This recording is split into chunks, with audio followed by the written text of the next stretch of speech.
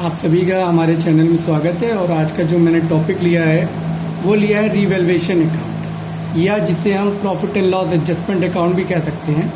इसकी ज़रूरत बनाने की हमें तब पड़ती है जब कोई नया पार्टनर आता है फर्म में साझेदारी में, या फिर कोई पार्टनर साझेदारी से जाता है। आखिर हमें इसे बनाने की ज़रूरत क्यों पड़ती है? हमें बनाने की इसलिए ज़रूरत पड़ती है कि जब भी कोई पार्टनर आता है या जाता है, हमारी जो एसेट्स और लायबिलिटीज़ होती हैं उनकी वैल्यू हम अपने हिसाब से घटाते और बढ़ाते हैं अपनी फर्म की रिक्वायरमेंट के हिसाब से। लेकिन जब भी कोई व्यक्ति आता है या जाता है तो हम उसको उसकी ओरिजिनल वैल्यू पे लेकर आते हैं। इसके लिए हम मार्केट के हिसाब से उनकी वैल्यू डिसाइड करते हैं और किसी भी पार्टनर के आने या जाने पर हम एसेट्स और लायबिलिटीज़ की पुनः रीवैल्यू करते हैं। इसके लिए हमें क्या करना पड़ता है? अगर किसी एसेट्स की वैल्यू किसी वजह से कम हो गई है या उस पर ह्रास लग गया है, डिप्रिशिएट हो गई है, तो हम उसकी वैल्यू को घटा देते हैं उससे, क्योंकि किसी भी एसेट्स की वैल्यू घटने पर हमें लॉस होता है और बढ़ने पर हमें फ़ायदा होता है। अगर वैल्यू घट रही है उसकी तो हम उसकी डेबिट में एंट्री करेंगे और लिख देंगे वहाँ पे, जैसे उस पर डेप्रिशिएशन लगाया जा सकता है, या हो सकता है कि वो यूजलेस हो गई या किसी और वजह से उस एसेट्स में कमी आ गई हो, तो उससे हम रीवैल्यूएशन के डेबिट में उसकी एंट्री करेंगे।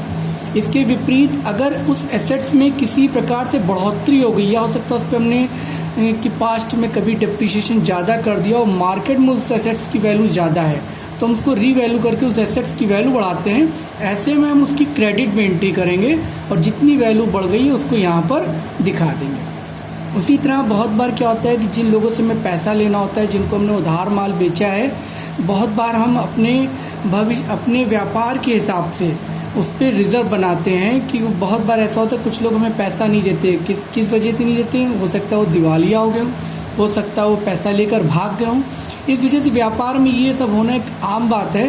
तो उस लॉस से निपटने के लिए हम एक रिजर्व बना लेते हैं। जितने हमारे डेटर्स, मान लीजिए फॉर एग्जाम्पल 1 लाख रुपए का हमारे डेटर और हमें 5% रिजर्व बनाना है, तो 1 लाख का 5% 5000 होता है। तो हम उसको यहाँ लिख देंगे to reserve for bad and doubtful debt 5000। क्यों यहाँ लिख देंगे?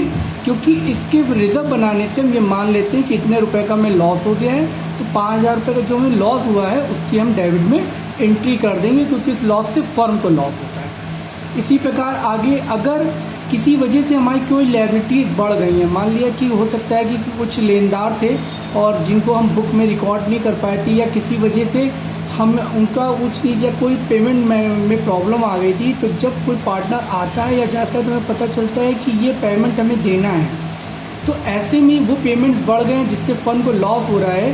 तो अगर किसी भी प्रकार की कोई लायबिलिटी बढ़ती है तो उसकी डेबिट में एंट्री करते हैं, और अगर किसी प्रकार से लायबिलिटी घटती है तो उसकी क्रेडिट में एंट्री करते हैं। घटने का मतलब क्या होता है?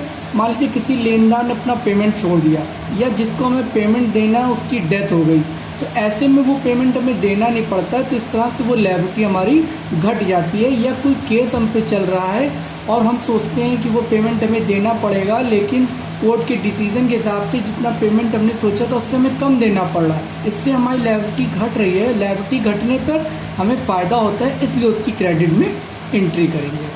ओके, फिर हमारा नेक्स्ट टॉपिक इसमें और क्या आ जाता है?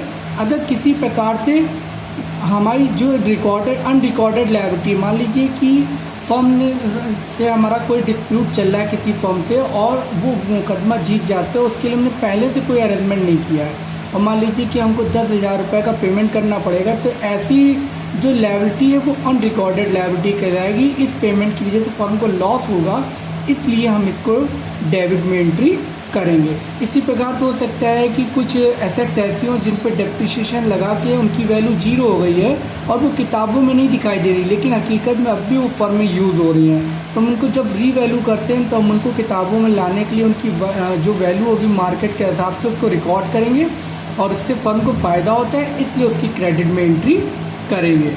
फिर आखिरी में आता है हमारा reserve for discount on creditor. ये क्या होता है?